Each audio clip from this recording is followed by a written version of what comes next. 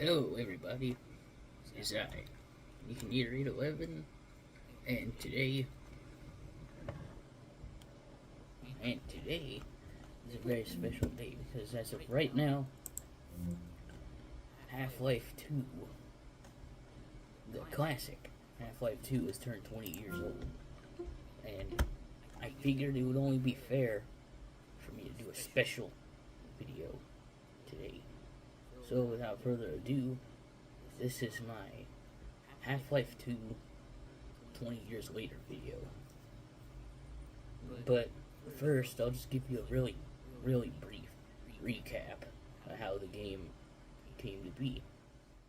In 1998, Gabe Newell and Mike Harrington formed Valve and released their first game, Half-Life. It was an outstanding success. It was a revolutionary game for its time, proving that FPS games can be more than just generic hallway Doom clones. It was so successful that it got 2 expansions developed by Gearbox: Half-Life Opposing Force, released in 1999, and Half-Life Blue Shift, released in 2001. Later, on May 19th, 2003, we would get our first look at the much anticipated sequel, Half-Life 2, at E3 2003. And it looked really impressive for the time. The demonstrations of the physics engine, enhanced graphics, and gravity gun made a lot of people hyped for the game's release. A year later, on November 16, 2004, the game was finally released on PC, with an original Xbox port following a year later. Then, 3 years later, the game would be re-released on Xbox 360 and PS3 via the Orange Box, alongside TF2, Portal, and the other 2 episodes of Half-Life 2, further expanding the story. Now that we're all caught up, on with the video. Well, and here we are, ladies and gentlemen, Half-Life 2. Now, as you can see, since this game is really well updated on Steam, the game supports native resolutions like 1080p, 4K. It's got widescreen support, and you got all your video options and such. And this is cool, actually. That and every game on the Orange Box on Steam. So, yeah, the Orange Box was the compilation that included this, Half-Life 2 Episode 1, 2 Episode 2, Portal 2, well, not Portal 2, Portal, excuse me, and Half-Life 2 in one package. And we're going to start a new game.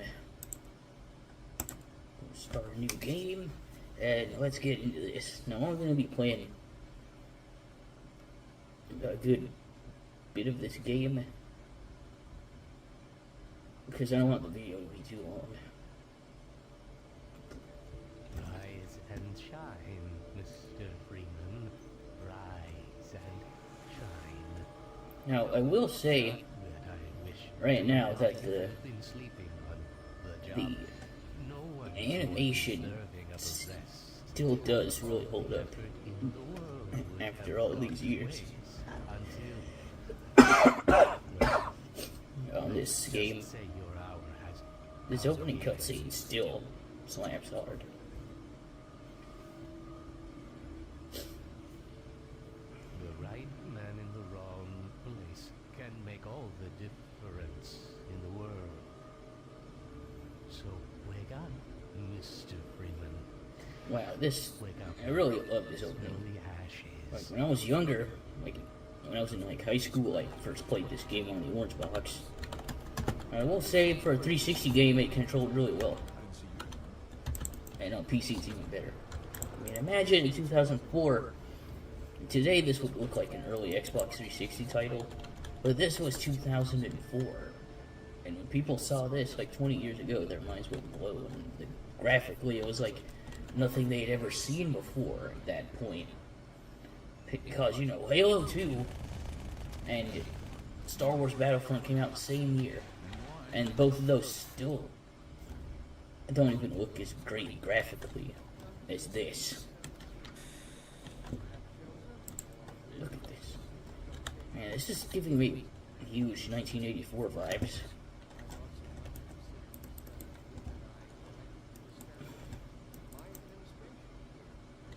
wow.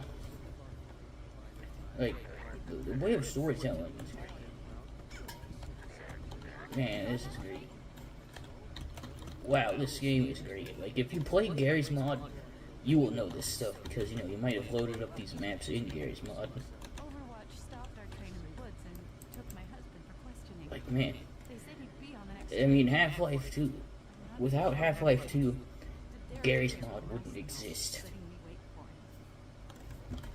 But yeah, this, you can interact with stuff. Like, basically, what they did was they built upon what they had established in the first game, and but made it way better. They improved a lot of things. They added a sprint feature and whatnot. Don't think.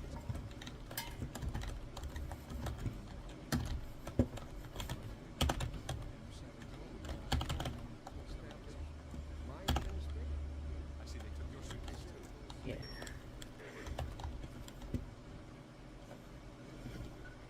Yeah, Half-Life 2 was cool.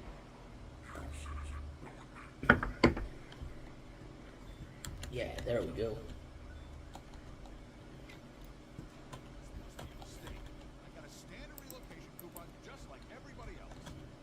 Hey, come on, what are you doing to that guy there? Bastard.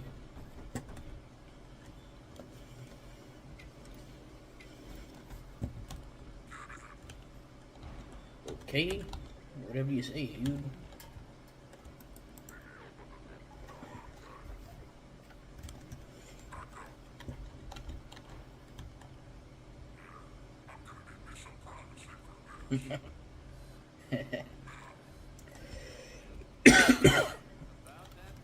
Wow, this is cool. Oh yeah, oh yeah, yeah. Barney is the star of the Blue Shift expansion pack, and he's obviously in the original game. There's a Dr. Miner again.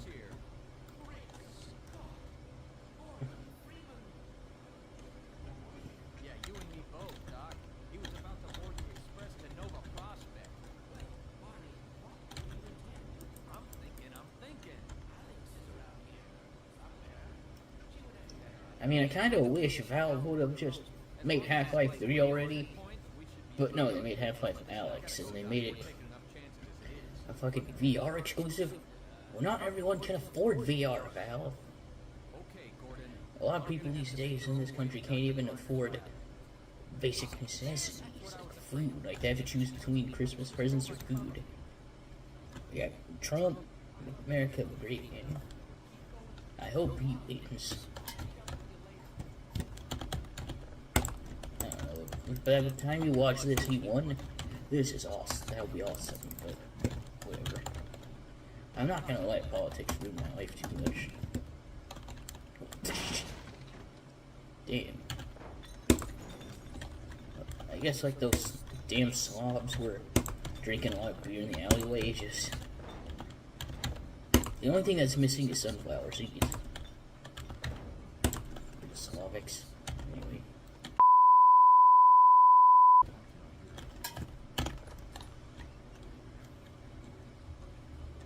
Ah, man, CD17. This looks very, very Soviet. Like, really, really Soviet. In terms of design. And this is cool, man. This is like... This is a really cool... This is a really cool design choice on Valve's part. Like, they shake it up a bit. And then the fucking... the people would sell the disc back to the store they bought it from. Like, if it was a department store, they don't know anything about video games, so they'd give you a refund for it, and thus they'd get away with just buying the game once, still owning the copy, and then just giving it back, just ripping off Valve, in a sense. Well, yeah, this is very unsettling. Hearing, like, the phantom noises of children playing in a playground. This is very very unsettling. It's like a horror-esque. It is very, very unsettling. It makes you believe, makes you think this place was once a thriving town. It's like kind of like walking through Chernobyl, seeing the remains of a town that was once prosperous, just being a ghost town, barely anyone there. Man, it's really creepy.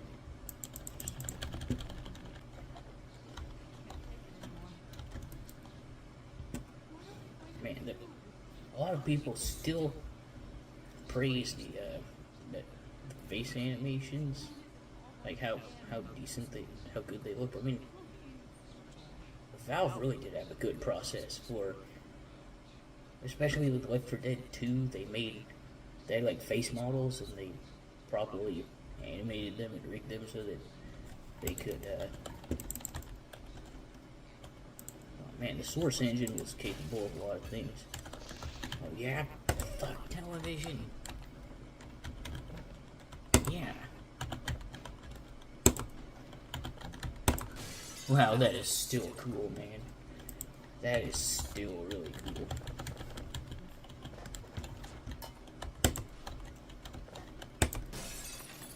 Wow, I really love the glass shattering effects in this game.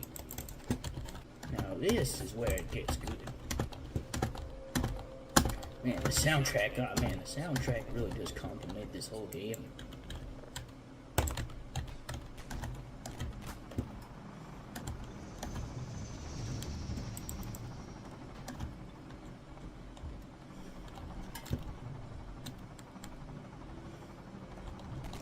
Yeah, this is where...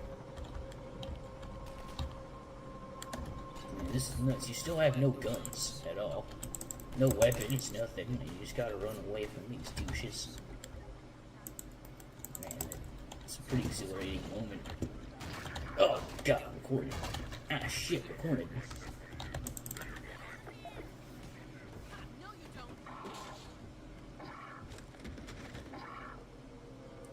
And here, you're introduced to Alex Vance.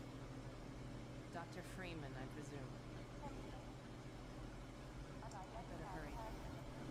The Combine can be slow to wake, but once they're up, you don't want to get in their way. Dr. Kleiner said you'd be coming in. Yeah, look. I mean, I know a lot of people install mods that replace Alex Vance with other characters and stuff, because, you know, that's the thing with the Source engine.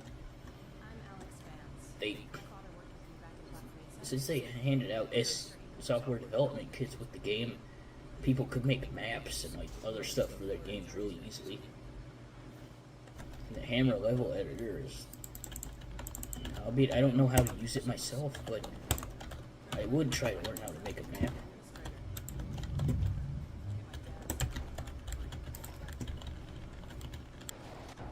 Oh shit, man. What? A fucking Jones monster?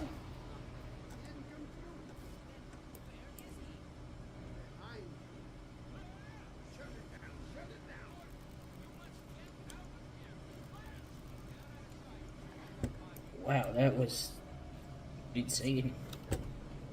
Okay.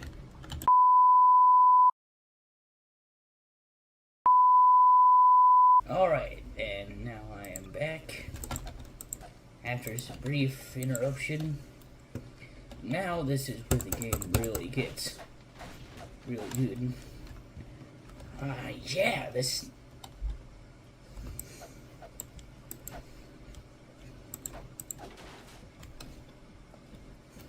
Man, this song still slaps after like 20 years.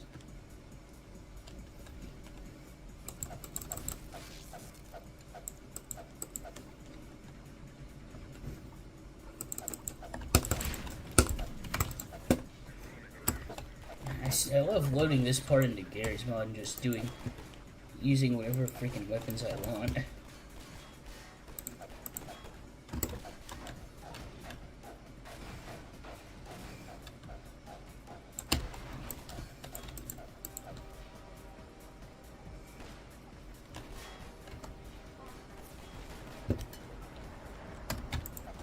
Yeah, you gotta be careful because that train will run you over and it will kill you.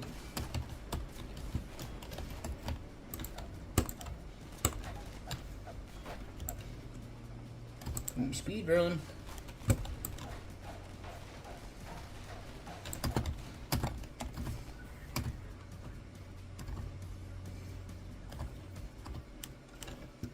There we go. Damn, like this game, like,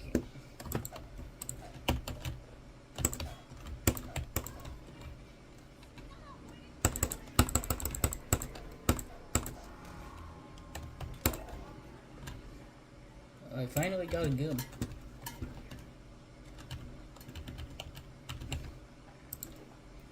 Yeah, you gotta run.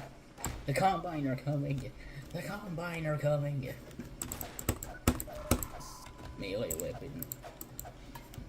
Man, the crowbar is still satisfying as ever to use.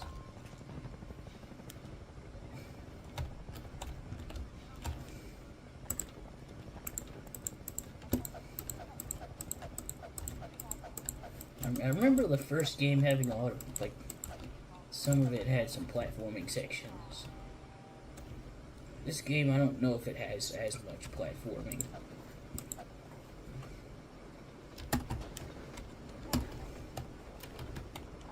Wow, that was cool.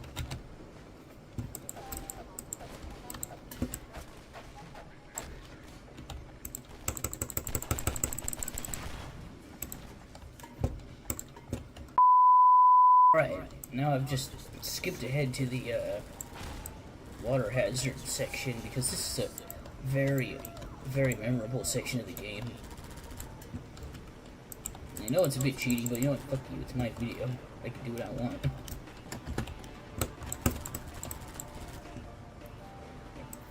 Fuck you, it's my video, I'll do what I want.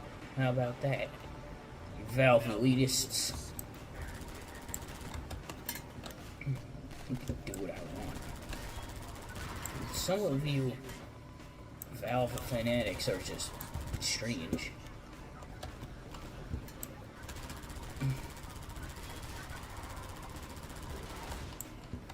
I will say,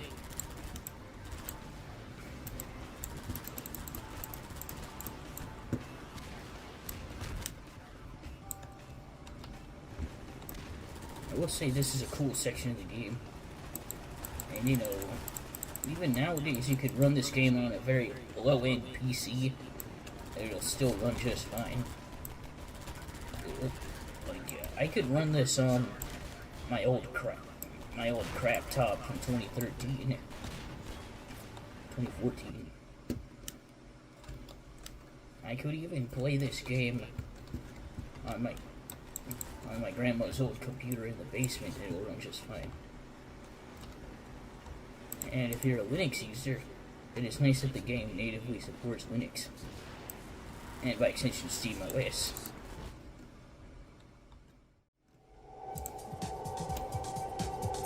And that has been it for the video. I hope you guys like and subscribe, comment.